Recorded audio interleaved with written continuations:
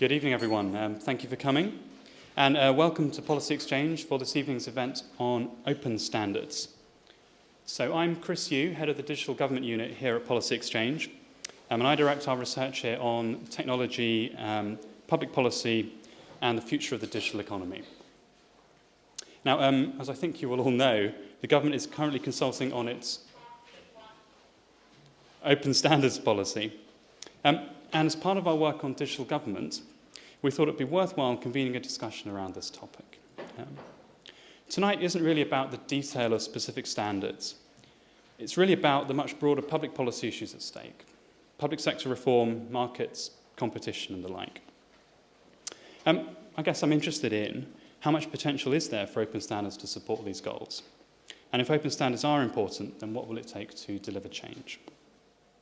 And tonight's event is very kindly supported by the Open Source Consortium, and perhaps by IBM, if we can get a couple of things ironed out on the finance side.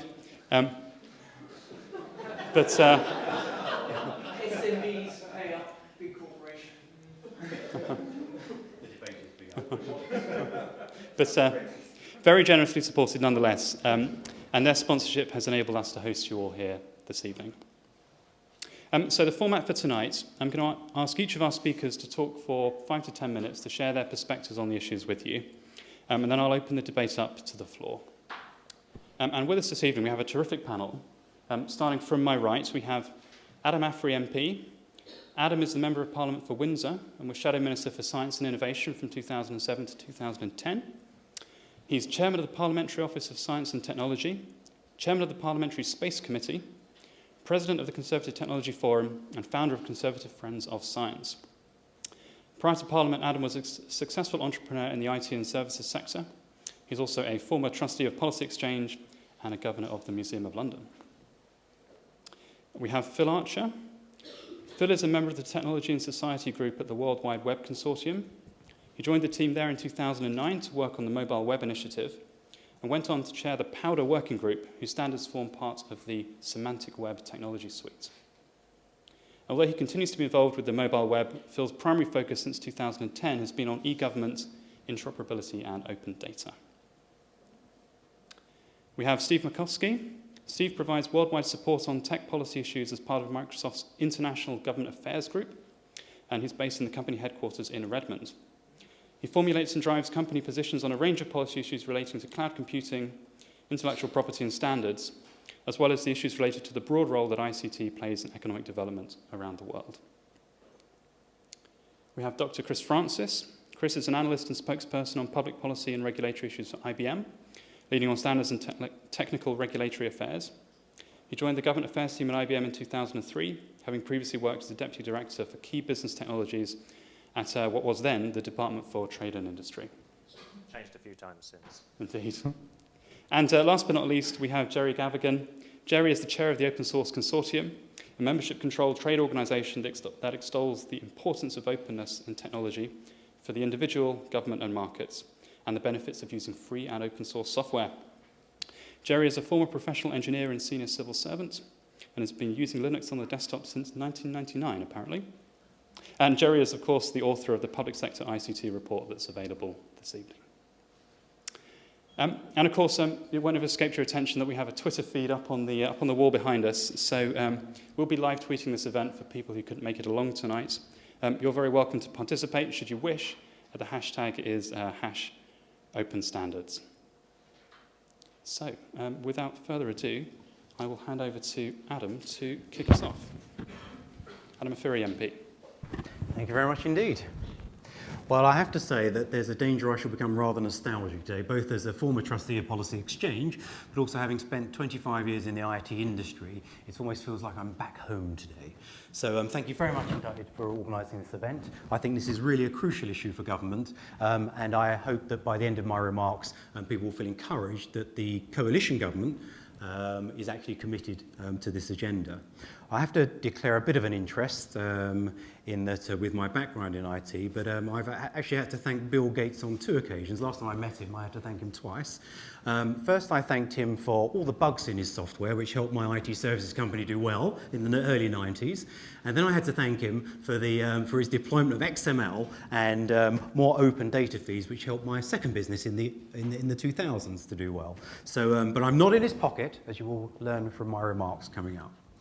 I want to begin with a very clear opening proposition, and that is that the government must adopt open standards, not only to release innovation and economic growth, but also to create more powerful citizens and to get rid of the information asymmetry that currently exists. That's not to say there isn't a role in limited circumstances for occasional proprietary systems, but open standard principles must be applied throughout the government procurement process. The default setting for government, I believe, should be open documented standards, open data, open licensing, and a level playing field for open source software. However, I'm not certain that civil servants should be great risk takers, and I'm not sure they should even be great developers. They have a duty to de-risk projects, and I think that means turning to the market for open source solutions rather than creating them internally. So the pace of technological change is certainly breathtaking and impressive, but the pace of governmental change is not, and I don't think even with the best will in the world, I don't think that any government will ever be as innovative or brisk to respond as the market itself. So even procurement practices that seemed maybe 10 or 15 years ago to be state-of-the-art are now painfully out of date, and I think we don't need to even mention things like the NHS IT system, among many other projects. During my time as Shadow Minister for Science and Innovation, which was a fantastic job, I was deeply encouraged actually by the Conservative Party's readiness to adopt the open source agenda, actually to embrace most things digital. David Cameron once asked me, I think it was back in 2007 or 2008, to take a look across government and to see where innovation should be undertaken or where innovation was available. The key step I took to ensure that there was to ensure that there was a line in the Conservative Party manifesto which said that we will create a level playing field for open source. And this was before governments had really completely switched on to the agenda. The coalition government, led by the Cabinet Office, I think has pursued the agenda with gusto, and I think most people who've been involved with the Cabinet Office will recognise that. And I'm pleased that we're now consulting on open standards, because there's a clear area where definitions need to be forthcoming. There's no doubt that the pace of digital innovation in this country will ultimately, I think, determine our place in the world. And that's why I'm very keen to ensure that the journey that's begun continues with open data standards, open data formats in the production of government data across the whole public sector. Now, the benefits of open standards are not just economic. Clearly, if IT systems can interoperate freely and businesses can quickly capitalise by creating new functionality, then jobs will be rapidly created and taxpayers can achieve a better return on their taxpayer money. But there's a greater goal at stake. If we want citizens to be bigger and the state to be smaller, government data and public services must be delivered in standard data formats. Formats which can easily be mashed up and assimilated by citizens. The ease of access to government data may well be a greater prize through open standards than actually the economic benefits. I'm not talking about unwieldy PDFs, by the way. To be fair to the previous government, in 2004, the Labour government made it clear that their objective was to pursue the open standards when it came to procurement.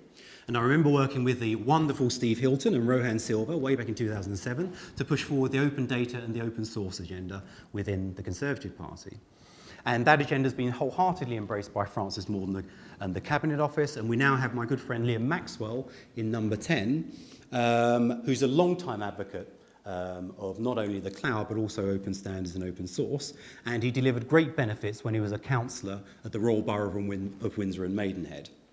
So the Conservative coalition has embraced the agenda, but I think there's a lot further to go, and this consultation is part of the process to ensure that the government actually gets it right and doesn't begin to dictate and mandate standards or adopt specific standards necessarily, but mainly looks to set the baselines and improve the way that it works. I think the market the challenge, I think, at the moment is to find a working definition for the government of what open standards actually means.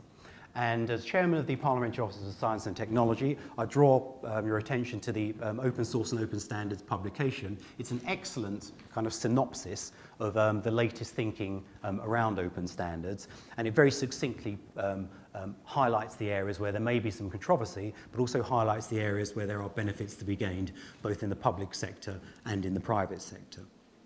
I think also, looking at some of the questions in the consultation, there is a small worry, and I share the concerns that I've heard already. There's a concern that we might be attempting to pick the winning standard.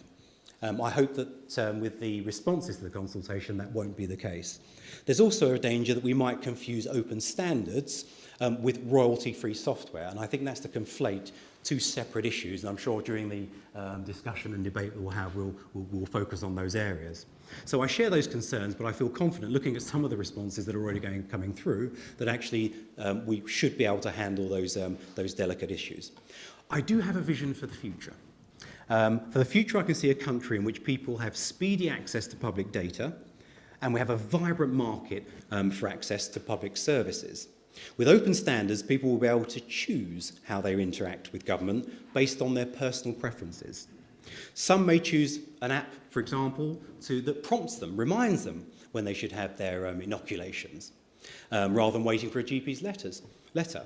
Others may choose an online educational program which fits their style of learning. Maybe they have dyslexia or a learning challenge. There are different styles of learning. That kind of application could very quickly actually revolutionise and supplement classroom-based learning. And certainly from my own experience, we'll perhaps have a vibrant market for tax submission software, which gets us away from the clunky HMRC system of today. If we pursue open standards, I can see a day when any open standards browser can access any government service, whether it's the DWP benefits system, our patient records, or the location of libraries, schools and play facilities operated by local authorities. Unlike the old world of physical infrastructure, when roads, railways and sewers took decades to build, open source software underpinned by open standards means that once it's built, it's infinitely available and amendable.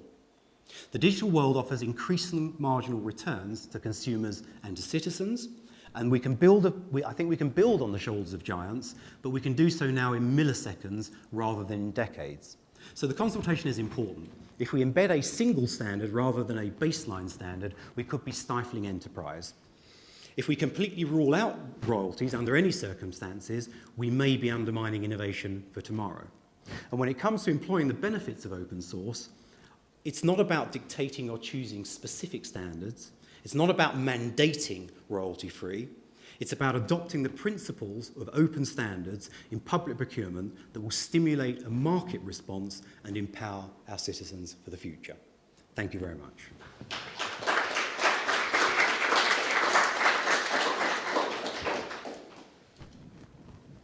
Adam, thank you. And next up, Phil Archer. Thank you. Thank you very much, Chris and the Policy Exchange, for inviting me to take part this evening, and thank you, Adam, for your comments. So yes, my name is Phil Archer. I work for the World Wide Web Consortium. What were you doing in March 1989? Jason Donovan was number one, Too Many Hearts, Too Many Broken Hearts, followed by Madonna, Like a Prayer.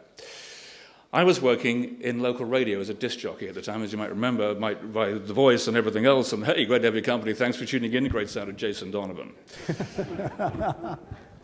Tim Berners-Lee was working at CERN, and he had a problem. His job was to allow one person to speak to another person in a different department of this enormous, great big model railway train set that smashed particles together. And the problem was that they used one standard and they used another standard, and they could not talk to each other. So in March 1989, while Jason Donovan was playing in the background, he wrote a little thing called Information Management, a Proposal, which was rejected. His boss, Mike Sandel, wrote across the top, vague but exciting. The second version in June 1990 got accepted. The point about Information Management, a Proposal, written by Tim Berners-Lee in March 1989, was because it invited people to agree on a few simple things.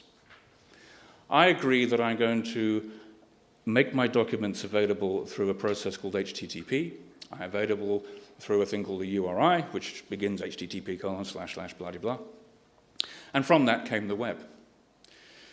And it's very hard to imagine what life was like before you had the web. Remember DVD-ROMs? They'd send you get in the post some software, some brochureware would be something great because you could click. My job at that time was to do lots of voiceovers and say, click menu at any time to go back to the start or whatever it may be. You don't do that. No one sends you a DVD-ROM anymore.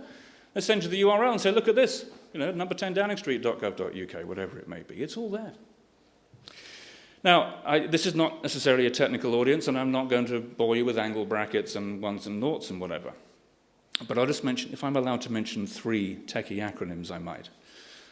HTML, the greatest revolution in publishing since Gutenberg. Isn't just a document format, it's an interactive publishing platform that has revolutionized the way, in this context, where governments and citizens interact. It's a two-way communication channel. XML is how you send specific information from A to B and make darn sure when it gets to the other end that it's valid and it works, and you can use any of the huge stack of tools that you've got, many of which, not all of which, are open source, and you can process that information in a way that is interoperable. The one I'm most attached to, RDF, is how you publish data at web scale. We're now familiar with the idea of billions of documents and everyone publishing whatever they want. RDF is the way you do that with data, and of course you can embed RDF in HTML and do lots of clever stuff. These things didn't come about by a few people sitting in a room saying, how are we going to do this? They came about HTML and XML and RDF and all the other stack of technologies that the World Wide Web Consortium offers, and our partners in many other standards bodies too. In the main, they came about through an open consultation. Yes, there's a working group, and there's a barrier to entry there of have you got time to devote to it. But nevertheless, everything that we do in our standards body is done in public, and you, as much as anyone else, has a right to comment on those standards, and every comment you make must be answered by the working group. And if they don't answer it, they will not get it through to standard. They don't have to agree with you, but at least have the courtesy to write back and say, no, you're wrong, and here's why. That open process is extremely important, as is the process towards the end of our open standards development process, where we actually prove that the darn thing works. And you must have at least 2 interoperable bits of software that are completely independent, and that you put the same input into that one, and what comes out is the same. That's part of the thing. And these standards are developed by companies large and small, including Microsoft, including IBM, including Google, Apple, all the people who compete head-to-head. And they come together in an organization like W3C and work together to build the infrastructure on which things are built. Now, of course they compete. Quite right, too. They have their each other's throats in other parts of the world, but in that room, where you're building an infrastructure standard like the web, they work together because it's in those companies' interest to do so.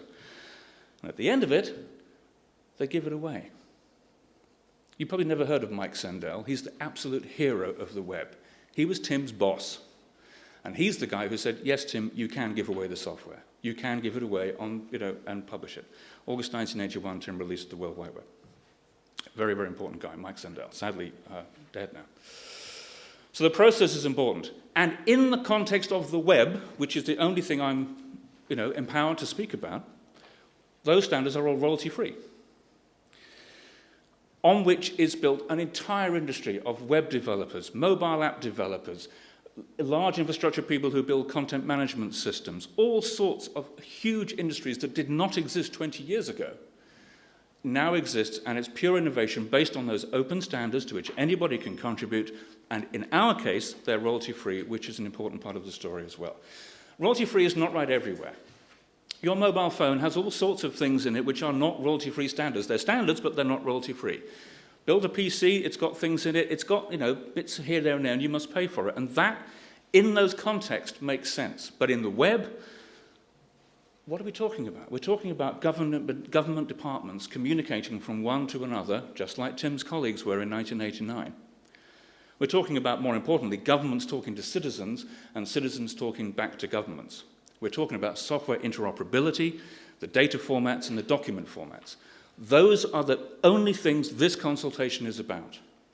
And in that context, the open standards of the type produced by W3C and some of our colleagues, and the royalty-free matters. And if you don't believe me, get your phone out, take a picture, and share it on Instagram with Facebook. It's only worth $1 billion. Thank you.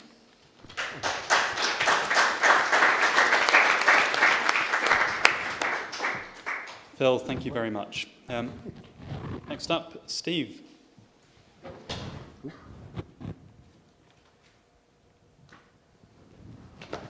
Great, thank you.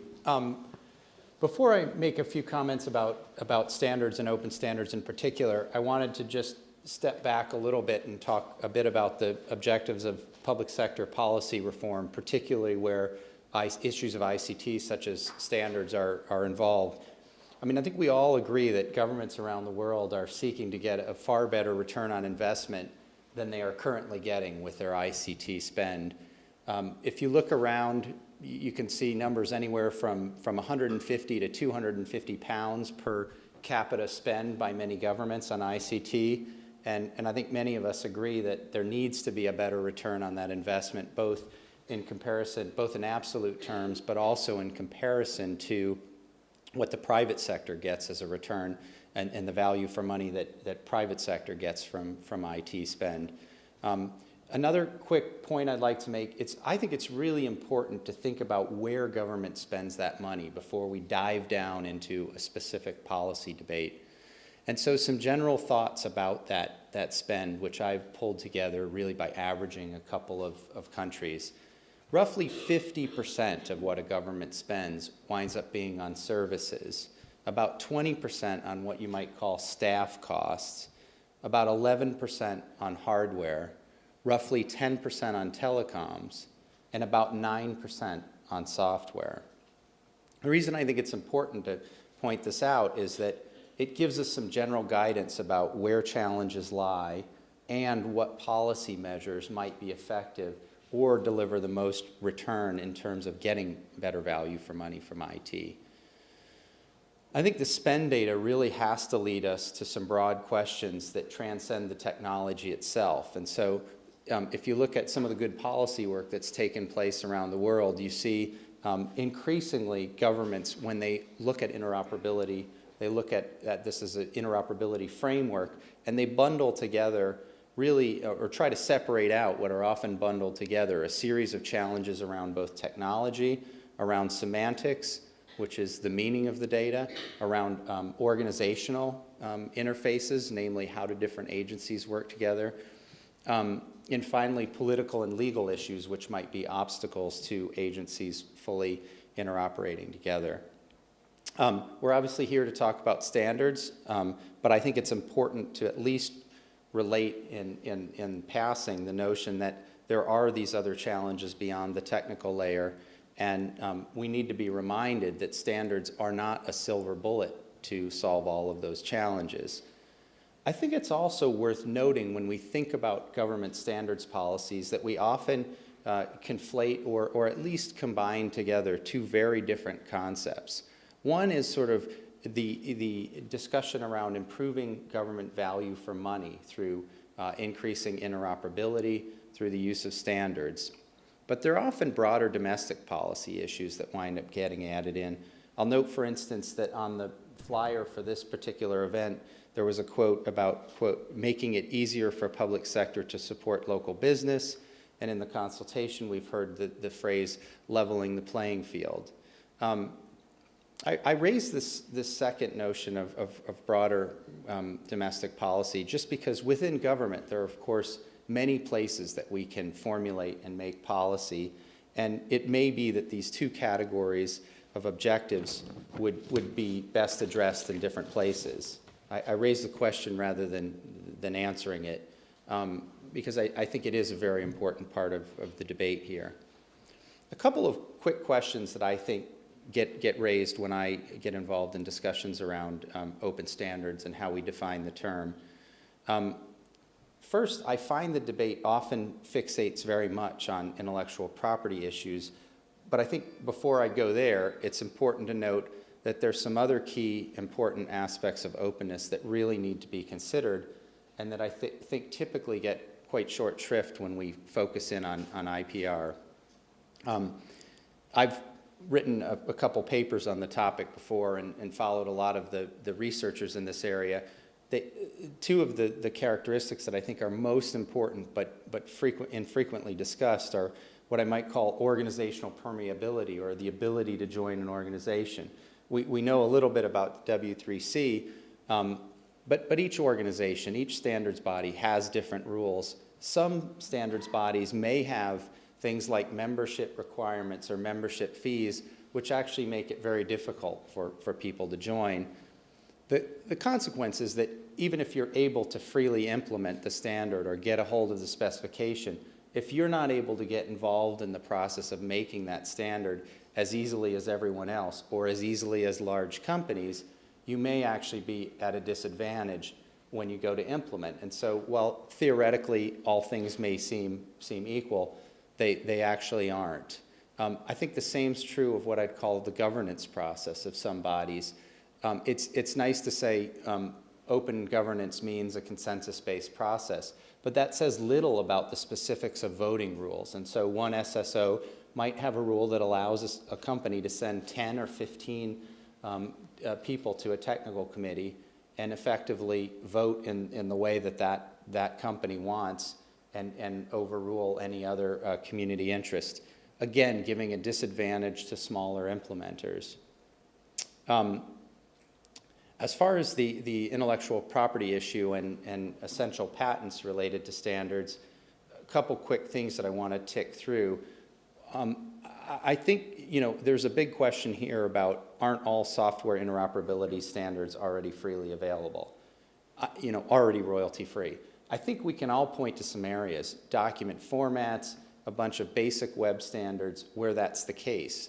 The question is just, as we go forward, can we continue to say the same thing? I think there's an interesting debate going on right now in W3C around HTML5 and video. And I think this is a particular area. It shows the challenge of whether having a rule that says the standard must be royalty free is one that ultimately picks the product or picks the technology that people want and picks the best technology, period. Secondly, I think there's an interesting issue here around what a level playing field means. It's a question for, I think, market analysis by economists, but there really is a question about, are you leveling the playing field for a particular open source license? Are you leveling the playing field for all open source licenses? I think that's a very important policy question that needs to be asked, because some open source licenses have been created, they are in and of themselves policy decisions. And so leveling the playing field for that is government implicitly making a policy decision. Lastly, the other area in intellectual property that I think is frequently glossed over is what I might call non-monetary terms. That's the rest of the fair, reasonable, and non-discriminatory terms that are often attached to licensing of intellectual property. Things like field of use restriction, requirements that this implementation be compliant implementation, and the ability of the patent owner to defensively terminate or suspend the intellectual property license, whether it involves a royalty or not. There are 2 points I'd just like to quickly make here. One is that these terms actually demonstrate why it's dangerous to conflate open source and open standards.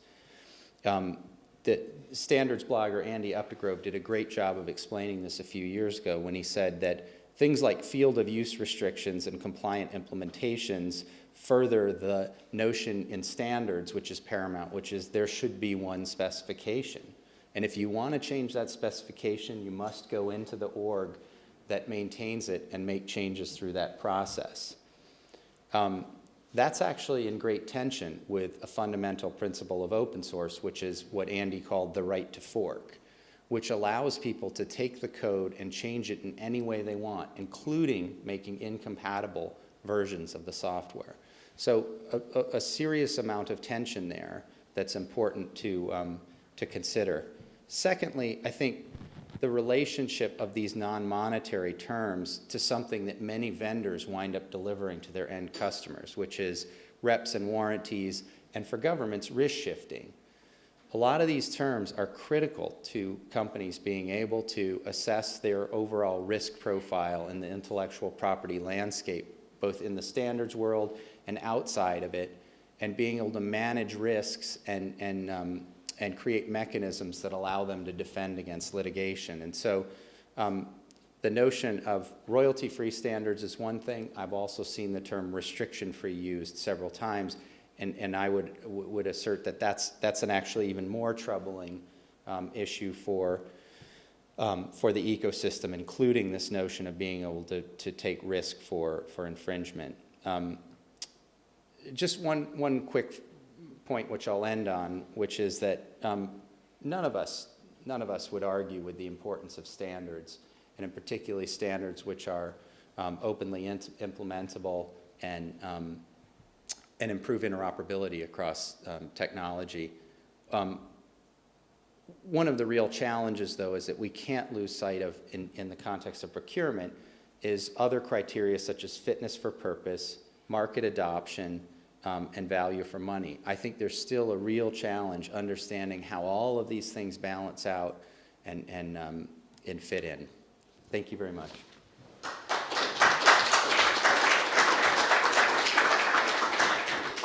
Steve, thank you very much. Chris Francis from IBM. Okay, many thanks. One more to go after me. I probably made the wrong decision not to speak from notes on the grounds there were 3 people that I thought would probably cover most of the ground.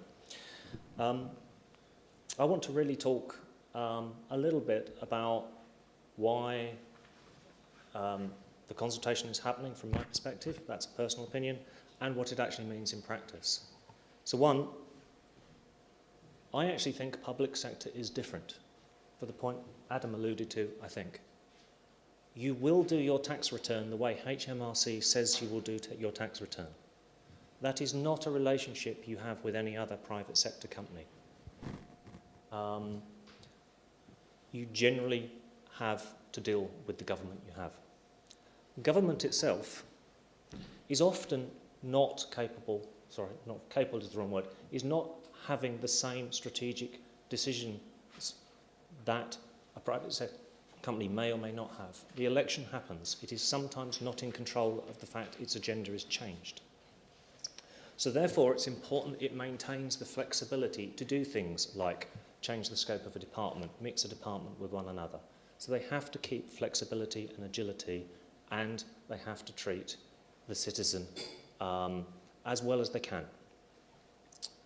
So then we come to what the government consultation is. I regard it as actually a relatively small but critical change to achieve their objectives of a level playing field. The reason I say that is there are many other things in procurement that affect whether a procurement is fair. If a procurement takes 18 months and costs you a 6-figure sum to sell to, that is a barrier to procurement. Let's be honest about that. But however much you shorten that to, if at the end of the day you haven't kept your choices free about what you buy, shortening that procurement won't actually deliver what you want. So it's a small but critical part.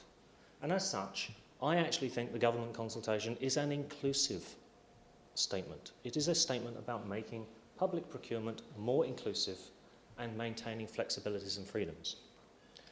So, I went through the exercise of saying, what would I have to do to be excluded by the government consultation? I also have an interest in logic, so, you know. But it's quite an interesting exercise, so I thought I would share that with you as my contribution. First of all, it's a software, the consultation scope is software interoperability and data formats. Government isn't buying standards. It isn't talking about rewriting the rules of standards bodies.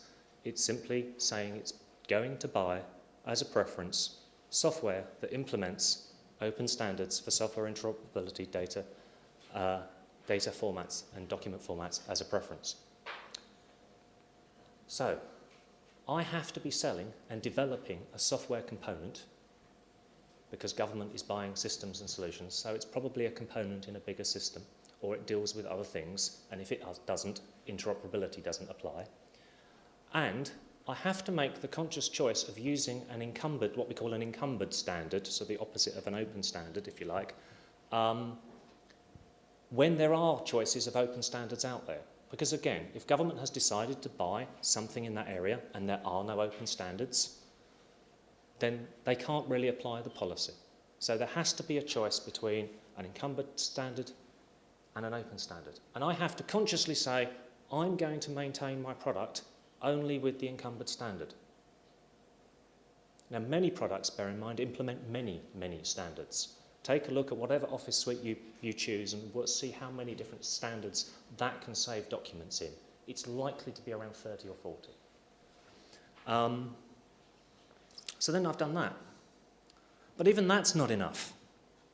I have to then say to my customer, via either the contract or the software license, or possibly an arrangement with whoever owns the standard in the who owns the patent that encumbers the standard I'm doing, to prevent anyone putting translation software next to it. Because bear in mind, we only got here by having a choice between an encumbered standard and an open standard. So I actually have to prevent the translation occurring. Now I can do that if I write the contract and if I'm selling, but what I am selling and driving in that area, that means I am selling what we call a digital walled garden, a closed developer ecosystem. It may not be one product, it may not be one vendor, but I have consciously chosen to participate in a closed environment. And even that is potentially fine if you can make that your value proposition, because the consultation has exceptions for clear business reasons. So that's the picture I wanted to put you with.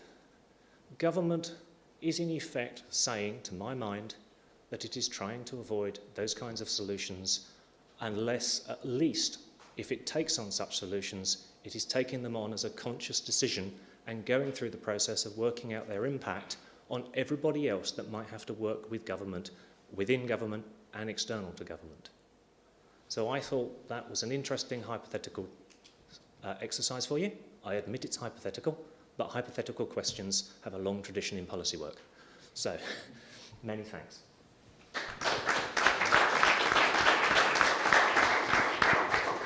Chris, thank you very much. And our final speaker this evening is Jerry Gavigan.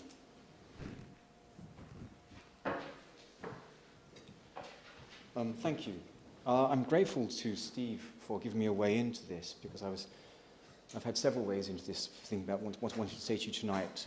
And Steve talks about the fact that only 9% of government spend is software.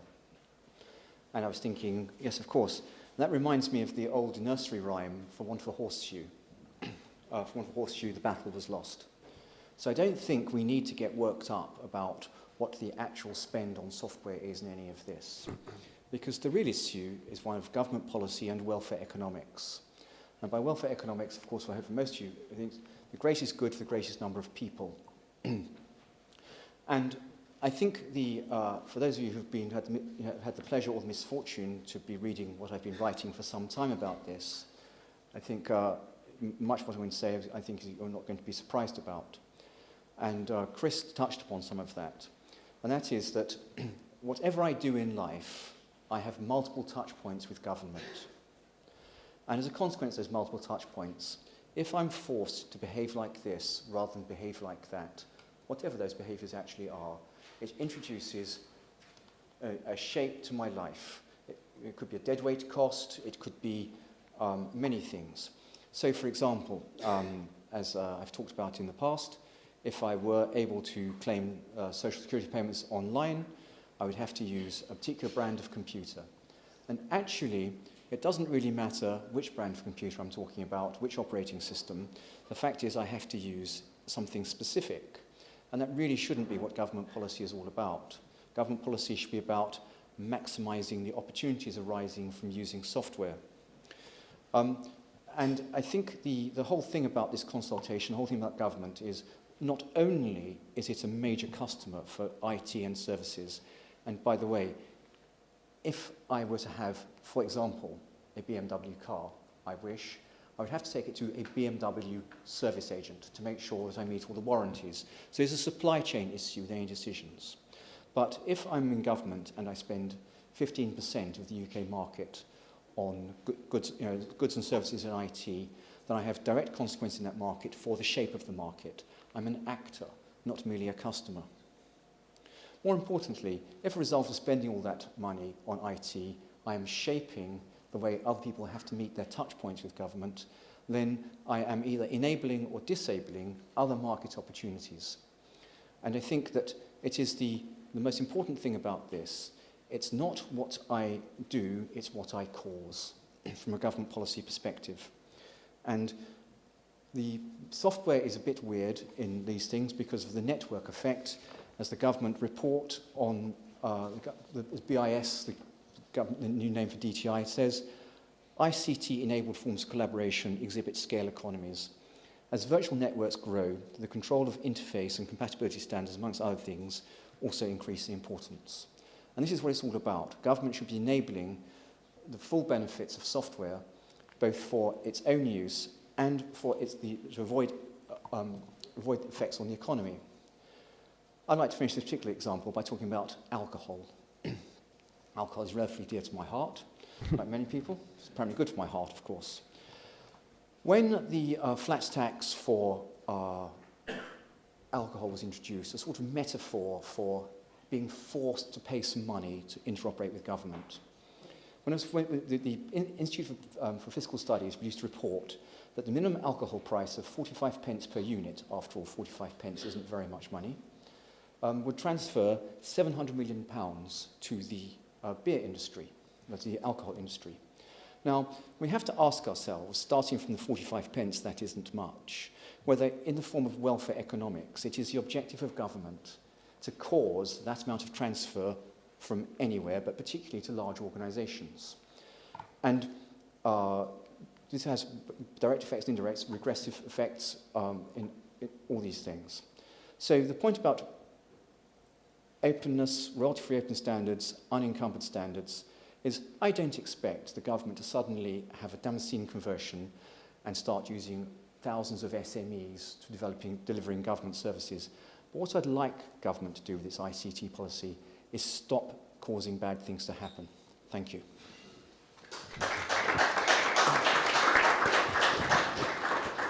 Okay, Jerry, thank you very much.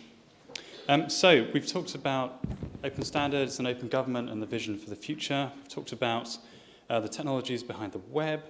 We've talked about some of the risks and challenges around standards and also the challenges, I guess, beyond what Steve described as the technical layer. And we talked about the role of the states. Is transacting with government different? Is government some kind of the multiple touch points that Jerry touched upon there? What does all of this mean for outcomes and for public policy? So I guess you've heard our 5 speakers. We've got some time now to take questions from the floor. So if people would like to make an observation or ask a question, then I will take them now.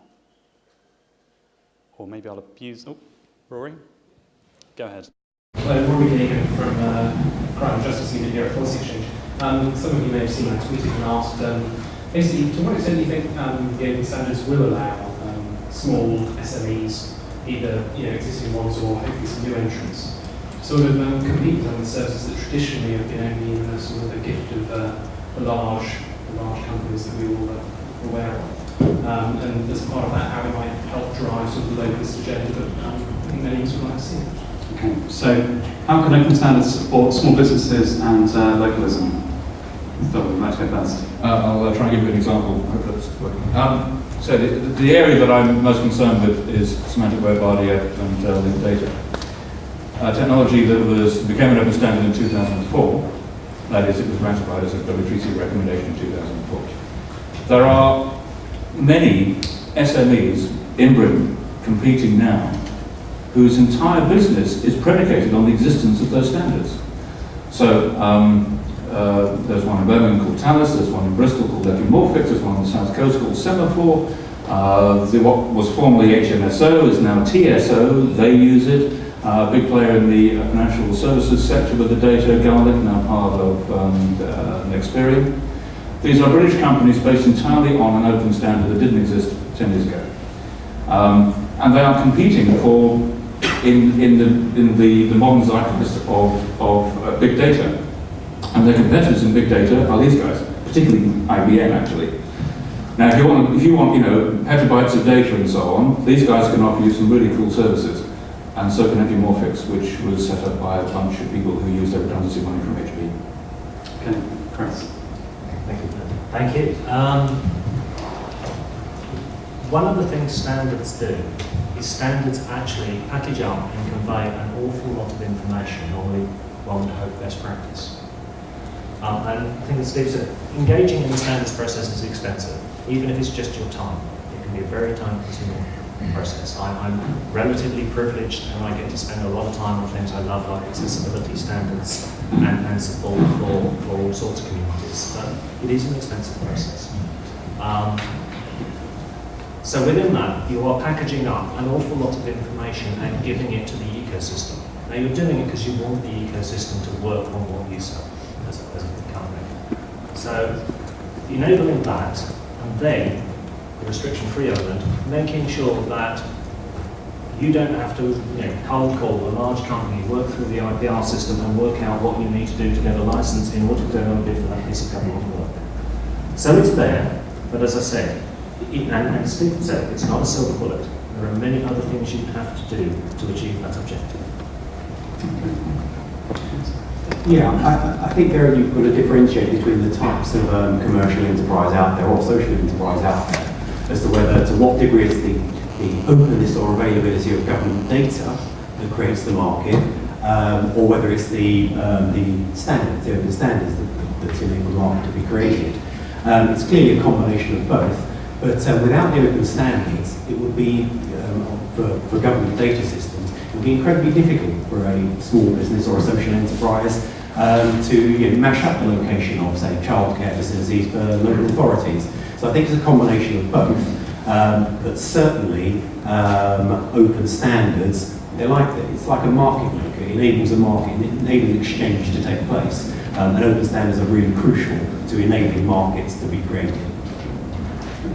I mean, I think it'd be difficult to say that standards of all types are not going to enable businesses of all sizes, small, medium, and large. I mean, they're obviously essential to building platforms, to building services. This is not a question that I think any of us would say was in doubt at all.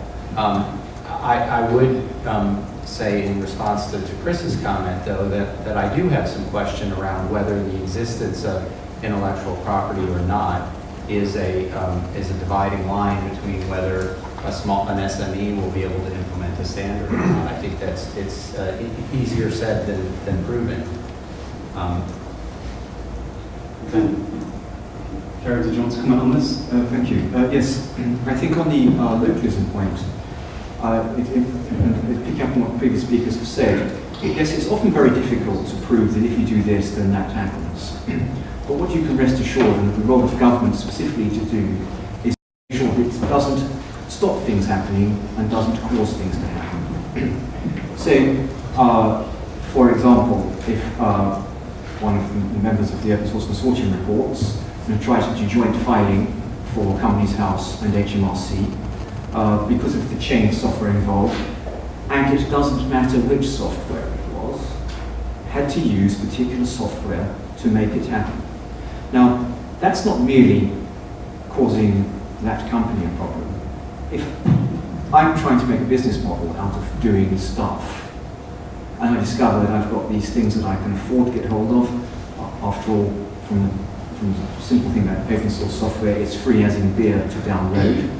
But if I'm building these models around low-cost computing, recycled computers, local skills from a local technical college, with complete access to the value chain of the technology, then these things can spring up, in Hackney, in Aberystwyth, Scotland, Edinburgh, Birmingham, wherever, just out of the ground, the 100 flowers blooming. But then if I discover, when I've got this business model going, that I've got these cheap computers, these recycled computers, And I discover that I'm trying to sell them to the local florist, the local hairdresser, the local sandwich maker, and they've all do the tax returns online. I discover it doesn't work because of something the government has done. Then my business model is being killed. And this is the issue about open standards. This is the horseshoe. The nail for the horseshoe, this is the problem. And no one can't plot the direct line between this event and that market being developed. But stopping that market being developed is something the government shouldn't be doing. Okay, I saw a few hands going up, so Andrew. Andrew Scott. Now watching this a bit from the sidelines, but I thought I was struck by 4 points that we went through. I mean, firstly, Steve talks about businesses, large, medium and small.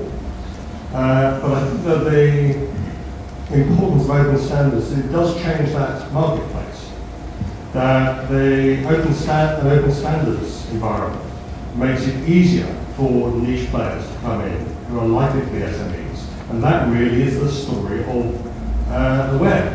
Back to Phil's point, that the web has been fantastic business for Cisco and for the telcos, but it has also allowed a whole set of niche players to come in and play effectively in their niche, sometimes grow very big, sometimes just do a specialised job in that, in a much richer ecosystem than we saw in the previous generation of IT. The second is, yes, it's true that open source and open standards are not the same thing. It's pretty difficult to see how you could have open source implementing a standard that wasn't open. And there are well-known instances in open source distributions of the MK standards and the like, where that causes particular difficulties. Steve, I think, confused necessary and sufficient when he talked about the silver bullet. Open standards are not the sufficient solution to solving the problems of government IT. And that's recognised in the government's IT strategy, which has a range of silver bullets, wooden stakes, garlic, and other things to attack, to deal with the blood-sucking and cash-sucking vampires that have bedeviled government IT for several decades. And finally, I think it's I heard some concern about should government be shaping the market, proactive in that market, or should it just take what the suppliers, the established suppliers offer? It would be absolutely wrong for the government to pick winners, and the government is very bad at that. What the government's job is to shape the marketplace so it is competitive, so it has the lowest possible barriers to entry, and has the richest sources of supply. Okay, thank you. You might have misstated 4 points, but in the interest of everyone having a time to comment, I'm just going to take the last 2. I did not say it was not the proper role of government to do that. I said there are lots of places in government. Government is like a diverse organization. It's like a company. It has many different areas of expertise. My comment was not that government should not do that. Government is entitled, as any large purchaser is, to use its purchasing power.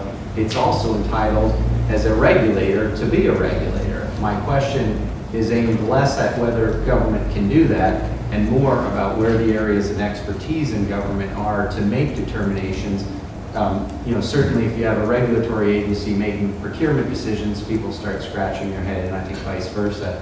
And then on your point about this not being possible for open source, again, defining open standards as royalty-free because that's required of open source. My only point there is I hear that a lot. I see a lot of counterexamples. I see lots of counterexamples. And I don't see a lot of examples of companies coming out and saying, in the current world that we live in today, here's a royalty-bearing standard which I'm unable to implement. And so I'm an open source vendor and I'm unable to compete in the marketplace. So I'll leave the other the other two proposed. Jerry, would you like to comment on that? Well, I think that, I think the thing that concerns me most of all is the idea that the government is only a customer. Even when it's consuming, the government tends to consume a lot of whatever it's consuming. And I think the posh word for that is, posh word for when you're a majority consumer is monopsonist. Every significant actor in the market has effects on the market. So I don't think government can just sit back and say, I'm only buying this stuff. And I think that on the so I think there is a complex interaction between the government as regulator and the government as customer and government as specifier. But I think the most important thing is that government should be looking at the welfare economics point of making the least number of bad things happening. And one way to make the least number of bad things happening is to enable the market to operate to the fullest extent possible. And by the fullest extent possible, I don't mean not at all. And so it's very rare that any company climbs out of its box and starts complaining about this or that. It tends to move on and do the next thing it can do. It's only when the company's back is against the wall that it tends to rear up and start looking at regulatory policy or other stuff. And that's why the government has regulators. Chris? Yeah, two quick points then. One, I think, especially, why do you not see this issue as a dramatic problem? One of the reasons you don't see it as a dramatic problem is there is normally an open standard. Now, that may actually be in competition to an incumbent standard, and you often see the incumbent standard start moving because it's got an open standard competitor. Within the software interoperability, data and document format area, I think you would struggle to name any standards body operating in that area that did not consider and recognise at the very least that best practice was not to have an incumbent standard, because they're in the business of getting their standards adopted, and any level of encumbrance is a barrier. The other issue is, I actually think sometimes there might be a case for government to specify which open standard, if there's a choice, is used. And I'll give you the analogy as a platform analogy, because we talk about platforms in the IT, but I think we get a better feel for the history if we talk about a physical one, which is, imagine government was still in the job of procuring a competitive supply for trains. It would probably be inappropriate for it to specify what's inside the train carriage, what size the seats are, and how it was run. But it would be foolish of it, even if it went for a competitive supply and said, well, I want a competitive supply, so I'll have 3 suppliers, not 1, but you can all pick your own railway gauge. The impact of that decision would have significant economic impact. But it's only in situations like that where there is a clear economic impact, where you can trade off the potential risk of getting it wrong with the economic benefits of making a choice on that. Yeah. So those are the situations that probably are in those situations which will be very, very rare, because you've got to have incompatible competing open standards to have to make that choice. So I think the situation when a mandate for a specific standard could happen would be very rare, but I think you need to do it on economic grounds. I guess we've got to this point around economics and costs, and with the state of the public finances as they are, there's presumably tremendous pressure on public sector budgets to rise and so on.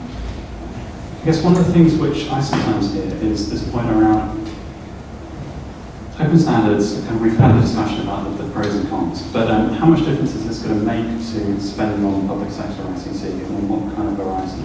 So I wondered whether any of you had a view on that, or maybe you could you'd better pin a number on it for me. Well, I think the real answer is that we don't know. But I think we, like all things, I think Mayor Keynes said that economics looking in the rearview mirror, driving a car forward or something. There is no doubt that when there are fewer barriers to entry and exit in the market, prices go down. And we often see large organizations resisting business models that create that. I always like to think about the creation of the single European Economic Community back in 1972, when it was going to be formulated by 100 directives and ended up being formulated by 99 directives. And the 100th directive, which was abandoned, was the one that was going to compel you to buy a reassuringly expensive BMW radiator hose rather than a pattern part. Not a pick on BMW, but could be any of them. And this is the model of market concentration and big business that needs to be tackled by government policy generally, including its own IT, leading to just a reduction in costs through historical precedent. Chris? I think you have to look at a few issues. First of all, the benefits should be flexibility, agility, shorter decision making, and the ability to adapt faster. That should make you more efficient. But you've actually got to have the governance processes in place that allow you to do that. If IT spending gave you a better return on investment and made you more efficient, you may actually see the discussion about IT budgets become less of an issue as it became integrated into the operating lines budget. Particularly if you've separated out the platform from what's going on top. So I think you're back to having other governance issues in there and it not being a silver bullet. No silver bullet. I think there's a possibility that in the very early days that actually the costs of IT procurement might be marginally higher. Only in the next few months and years. But the real gain is that if you have a system where the data isn't locked down, where there isn't a standard, then it's interoperable. Then the data can be taken out and moved elsewhere when something better comes along. So the long-term gain, I think, is for governments themselves and government procurement, is actually quite enormous. I pick one slight challenge with the analogy about the gauge of track. If you choose infrastructure, physical infrastructure takes decades and years to build. The beauty of the digital world is that once you've got a standard, once you've said we're using X gauge of track, actually you can very quickly change it into a Y gauge of track. And that's the beauty of the digital world. You've got these wonderful increasing marginal returns. Once as long as the standard is open, you can very quickly adjust it or modify or create an interface so that it can be converted. So I think that I think the principle applies, but I think the time scale now for the adjustment is minuscule. It could be a very small. I would say you've got to have incompatible standards trying to do the same thing that both open. So I absolutely agree. Can I jump in? Yeah. Something on one of the things you said, Steve. You said that you're not aware of any case where a company has come and said the thing that's preventing me doing this open source is the license that goes with it. I'm aware of that. All right, one's enough. One's enough. Oh, but it's you know anyway here. It's a company. A company can pay a royalty. A company can get a license. An open source community is not a legal entity and therefore can't. So this is one thing. There's an underlying thing which I want to just sort of go across here, which is that it sounds as though standards are being taken as, okay, these are the straitjackets you must fit into in order to interoperate. Well, a body like W3C is all about evolving standards. And also, any good standard is set at the minimum is required. Go back to Tim's original thing, 1989. Wouldn't it be great if we agreed on a few small things? You can get a Word document, you can get an HTML document, you can get a PDF document, an open data document format, all over HTTP. You mentioned HTML5 and the video thing, which is something that comes up. I'm amazed it took almost 15 minutes to come up today. HTML5, the idea was originally, okay, we'll have a video standard for the web. Doesn't work because of all the reasons that Steve said. There are competing standards, some of which have royalties attached to them, some of which don't. And so guess what? HTML5 does not mandate a particular video standard. You can choose whichever one you like. What it does mandate is when you deliver that video to the browser should react and do this kind of thing. So the standards are always at a minimum level for interoperability. They're not a straitjacket, and if you don't like it, write the mailing list, get it changed. Okay, there we are. I'm going to take a few questions from the floor, so maybe let's take this gentleman here and then the gentleman in the second row. Thanks. Chris and I are both in education technology, which seems to me, I'd like to ask what we mean by government, because a lot of this is about central government and what effect central government has. Education, health, things like that, public services aren't to do with central government, but their responsibility. Education technology hasn't really got off the ground, I think, partly because of the lack of standards and lack of market that that filled. But I was alarmed in the consultation by the prospect that government might start picking winners when I'm very pleased that they're not going to. My question is, what should government therefore do to help build a market in IT in these public service areas? And if they're not going to pick winners on standards, how can they encourage those standards to emerge? Because at the moment, the standards aren't really there. Okay, hold that thought and let's take another question from the gentleman in the second row. I was picking up on Stephen's point saying that we shouldn't really rule out patented software because that would be limiting our choice when we're setting standards.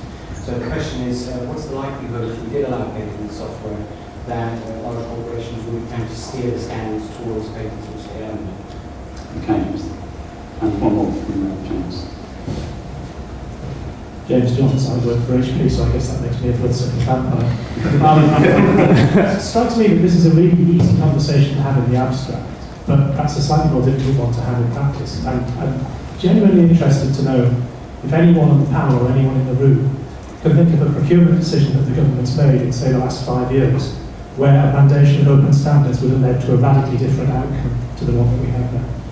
Okay, so let's deal with those three questions. So what do we mean by government? How can government do to create markets around open standards? The questions around patented software and actual real-life, honest-to-goodness examples of what would happen differently. Would you like to start? Jeremy. I think that there's several things about that. I think Crispin's comments about the range of all these things is a valid one, and I think that the HP thing about what would happen differently is actually all part of the same problem.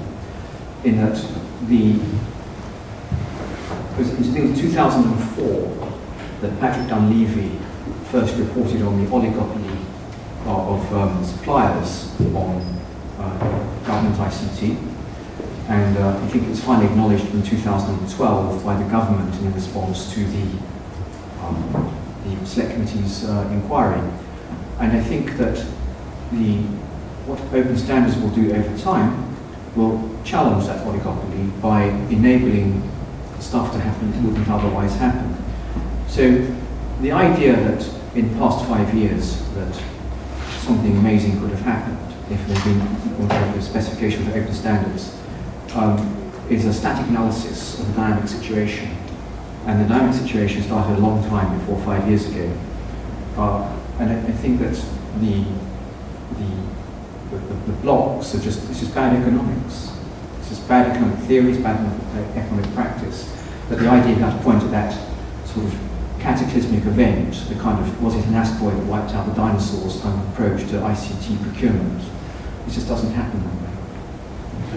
Anyone else? Yeah, I mean, I think on that question about what would be different is really the crux of one of the questions that I've had. It's not just what would be different, it's what are the categories to which this is aimed at. I mean, Chris has said several times that the exact language that's in the consultation, and we talk about that in these workshops like it's this clearly defined little box. I'm not really sure that it is, but even if it is, we can each point to a couple of things that we think fit within that box. Every time I bring up H.264 and video codecs, people tell me it's not in the box. But everything else, I mean, let's talk about word processing software. What we've got ODF, we've got OpenXML, we've got PDF. These all seem to meet the definition. I'm not sure any of those decisions would be different.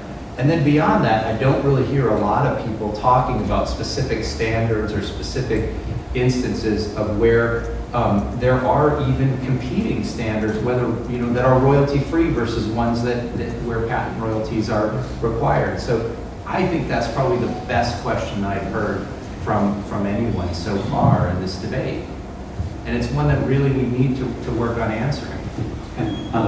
I really believe in classrooms without walls, and in many ways I think that the structure of the education service, the national education service if you like, is a greater restrictor than actually any prevention of having technology in a classroom. It's just the structure and nature of the curriculum. I do talk to Michael Gove about this quite a bit, that actually nowadays when you see kids faffing about with their iPhones on the way home on the bus, actually if you had some sort of the educational gaming systems, things that prompt and drive, so that actually learning is an exciting game, I feel quite sure technology could release an awful lot of kind of latent potential within the schooling system. But it's not the technology that's the issue, or even the open source. It's actually the structure of our national education system, which is a far bigger issue.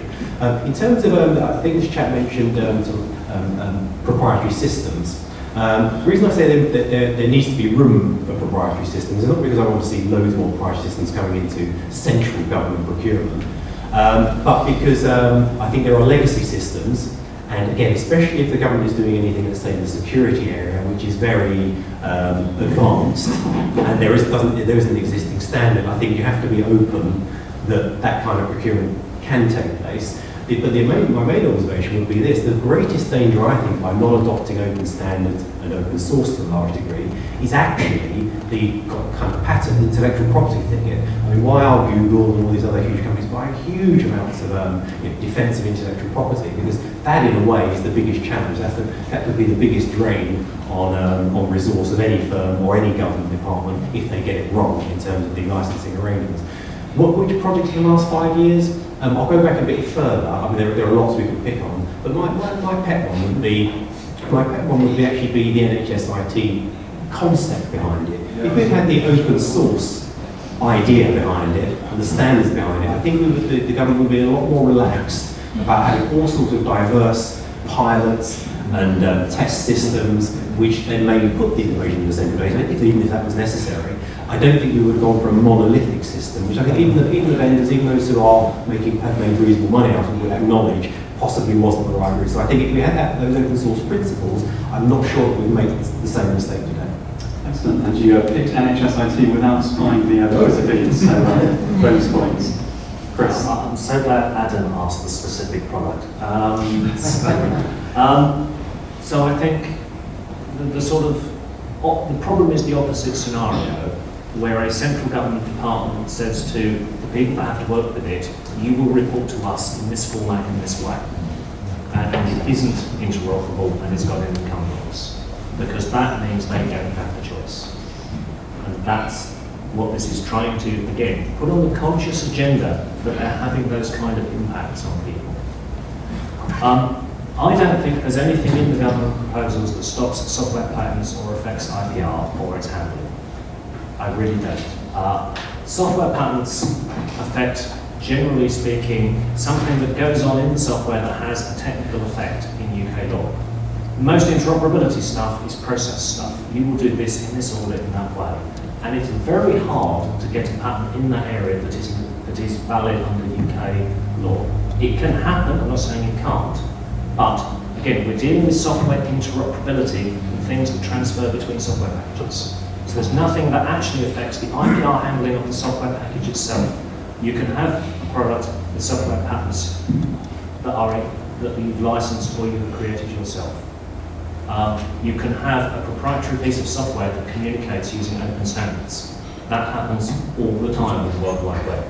IBM is a software company. We sell proprietary software along with hardware and services. I wouldn't be standing up here today with saying what I've said if I thought it was going to eliminate a huge chunk of our business. Okay. Any more questions from the floor? Put the hands at the back. So let's take the two gentlemen in the back row. I'm not Woody, I'm a member of Parliament.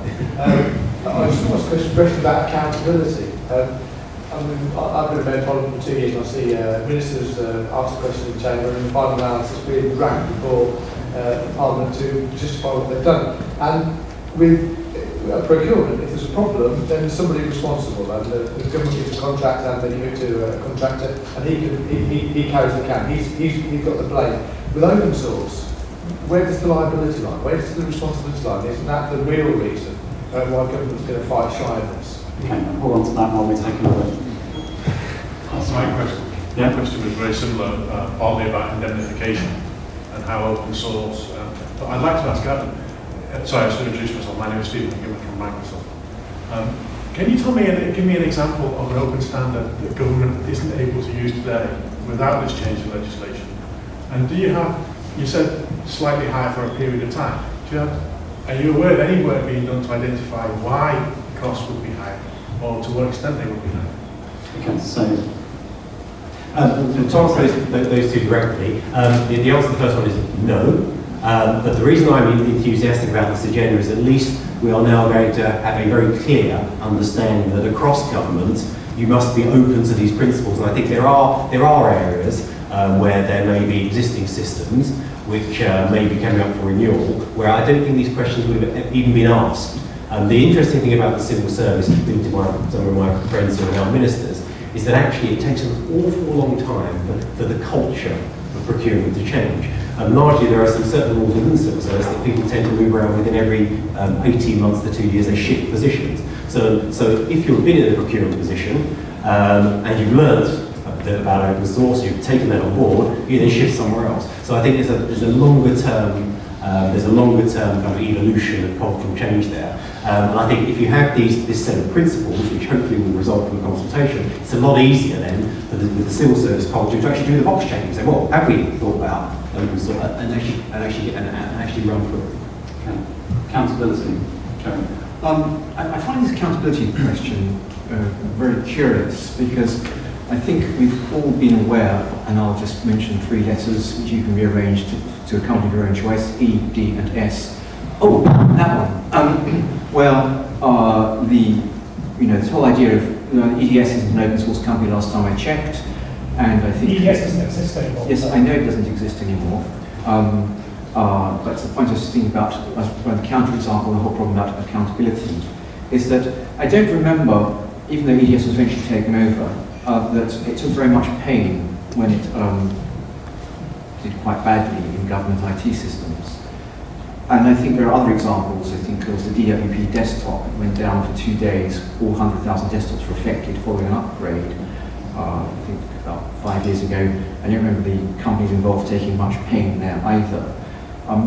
And I think that the whole thing about open source software is that it's some kind of weird and wonderful stuff.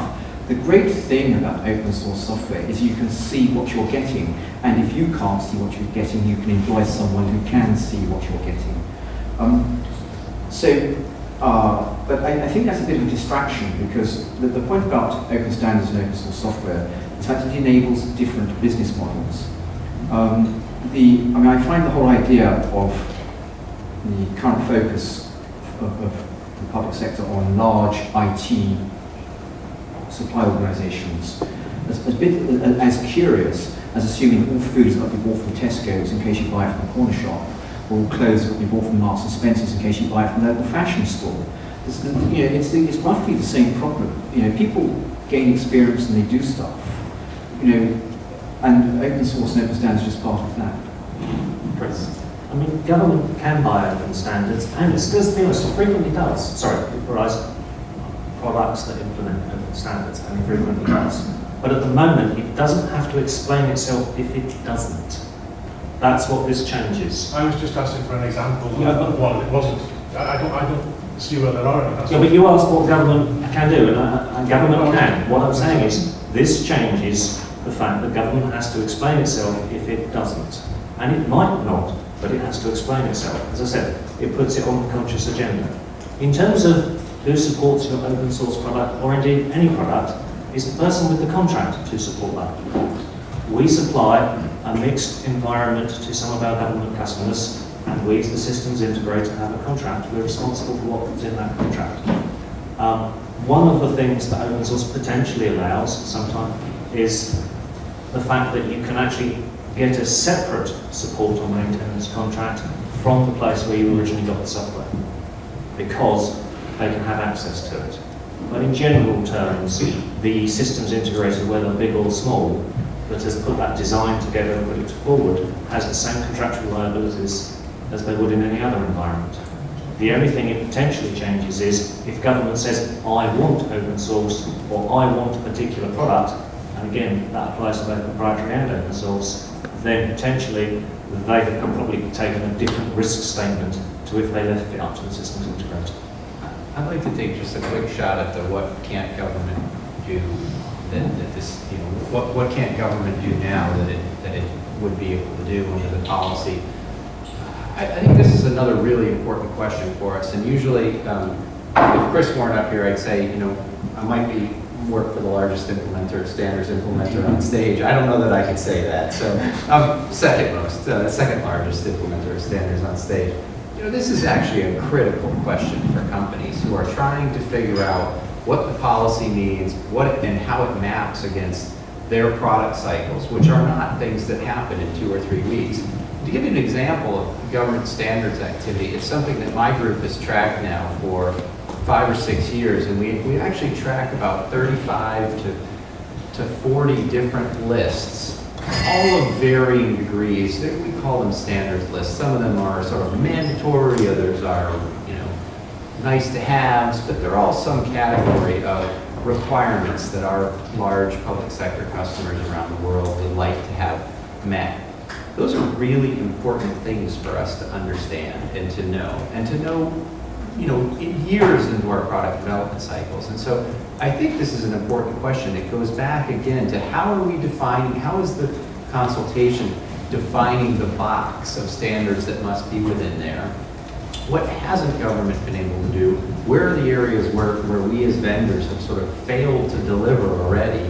And where are the areas that coming up in our product cycle will need to know and take different activity? I think that is really something that's been lacking from the debate so far.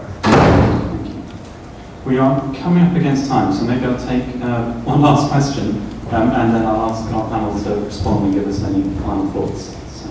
It would also be good to reframe the question in terms of not only what could government have done otherwise, but what about citizens? What could citizens have done otherwise if there'd been open source and open standards? I work for a charity, I work with poor people who don't usually have computers.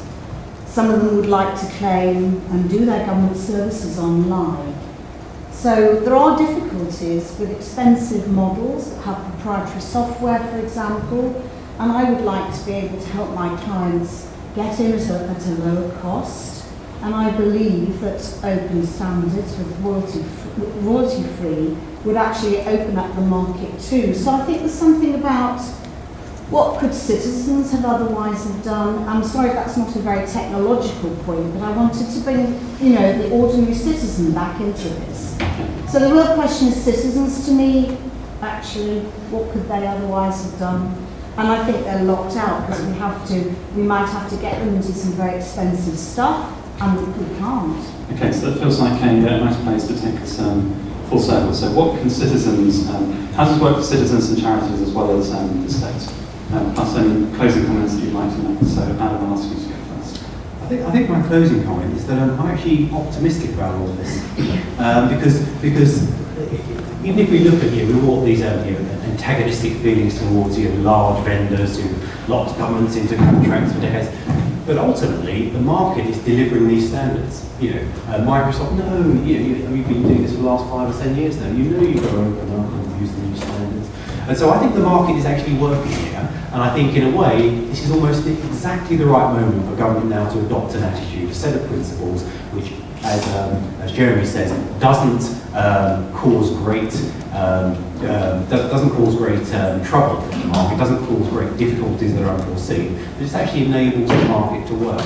But I'm quite confident that provided the consultation works as I imagine it will, the government adopts a set of principles that every civil servant has to think about before they make a decision. I think that will actually enable competition, and on your last point, I think that will also enable citizens, no matter which device they have, to use the open standards and possibly the open source software to access those government services in those standard data formats. That wasn't actually possible 10, 15 years ago in a widespread way. And I think that the biggest challenge we have actually is civil service culture, which is why I think this set of principles, these checkboxes, even if someone doesn't understand what they're ticking, is better than the current situation. My answer, guess what, is we'll use the web more, as everything you want it to do, and it's free. And if you don't have a computer, you might have a mobile phone. You might not have a mobile phone, in which case there might still be a library in your area, there may not be. I'm not allowed to be political on the stage here, and obviously I can't. But essentially there are places where you can access the web as wide as possible. And that isn't a trivial point. in large parts of the world, particularly I'm thinking of India. I was early opening of the new W3C office in India 2 years back. The mobile phone is empowering citizens in India, a country with 22 official languages, goodness knows how many different scripts, that is, different ways of writing, lots of unofficial languages. And it is putting democracy in the hands of people. And it works because a simple device no bigger than this transmitter I'm holding now can put in your hand a communication between citizens who elect you and to whom you are answerable, and they can use the standards that your systems use and your systems use, and that your software powers and everything else. There's a lot of interaction there, and that two-way interaction is certainly very important. I'm very glad you brought it up, because it is actually crucial. Just quickly on the point about the accountability, Chris said what I was going to say about you get accountability from the person you actually buy the service from, because open source software doesn't necessarily get it for free, you get it from someone who's going to maintain it. It hasn't ever happened yet, but if one of our standards was in some way responsible for something disastrous happening, okay, well the testing wasn't right and we can do something about it, but we do admit liability, I think, ultimately, if we have to. So you could come and sue W3C, even though legally we don't exist. Steve, I think the question about citizen access is a really important one. I think many of these scenarios are actually based on not so great decisions that solution providers make, whether it's on our platform or someone else's platform. And I think increasingly those the ability to even do that has decreased with multiple channels for access, whether it's mobile, whether it's through the cloud, embracing standards like HTML5 so that people are getting consistent browser. They're getting all of the functionality that they need to have rich transactions with governments through the web. These are all absolutely critical. And I think, though, importantly on the other side is making sure that government standards policy doesn't actually turn around and do exactly that by constraining what means of access citizens can have and how they get that data and how they file that data with governments. I think that's a really important flip side of this debate that we haven't talked about. Chris? I'm outside IBM, I'm relatively techie, I don't really count inside IBM much these days, but I happen to know that if I get a problem with a website, I can probably detect it, I can probably switch my browser, I can probably try another browser, in extremis I can reboot, change operating system, and eventually find out what's happening in Parliament.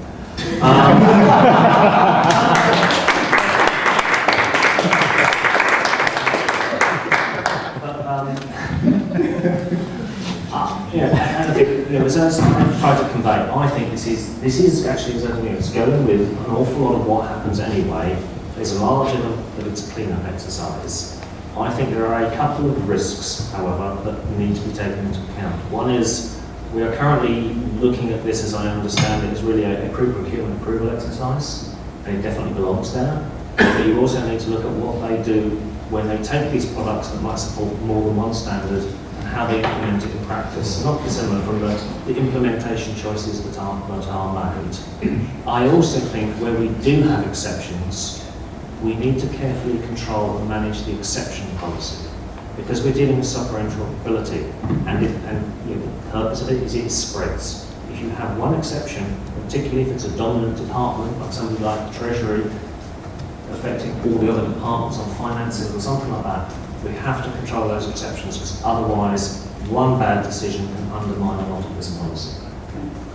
Jerry, final thoughts? I think on all of this, for the non-technical amongst us, i.e. most of us, they're going to have one bad thing happen.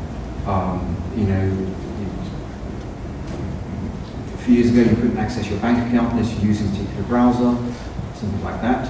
And so you throw whatever it is you've got out the window and say, what I want is something that just works. And I think the objective of all this policy that government is doing is to make sure that any stuff, just works.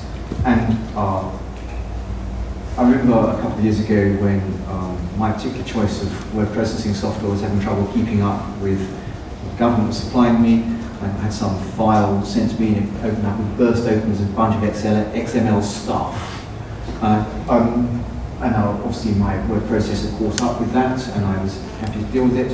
But if you're not particularly technically clued and that kind of thing happens to you, you then rush out and think, I'm just going to spend, rather than spend time, I'm going to spend money, and that constrains the market and stops opportunities. Okay, so I'm afraid we are out of time. It's been a fascinating discussion. Just a few final words from me. So firstly, I'd like to thank our speakers, Adam, Phil, Steve, Chris and Jerry.